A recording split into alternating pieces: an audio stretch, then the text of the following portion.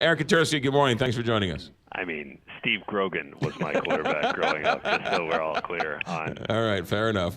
All right, let's do this new technology. What's going on here?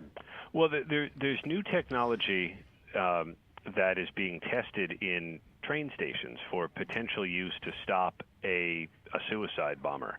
And this has been used in different places before, at a Super Bowl, at a papal visit, but it's really being brought to bear in transit hubs after what happened here in New York City back in December when a would-be suicide bomber ended up injuring just himself with a crude pipe bomb strapped to his chest that he carried through a subway passageway beneath Times Square.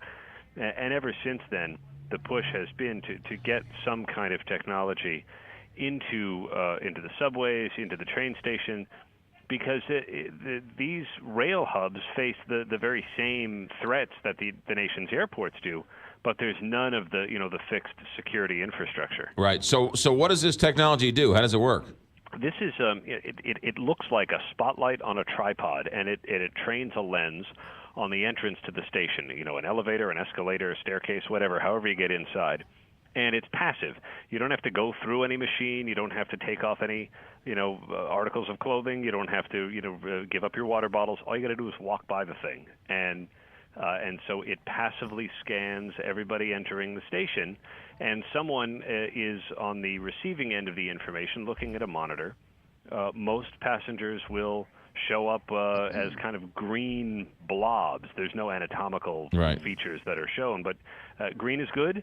But if there is something blocking the naturally occurring emissions from the body, that would then show up red, and police could move in to check it out. Kind of like the movie Total Recall. Kind of like the movie Total Recall. I didn't think about that, but kind of. Yeah. And just a passive scan.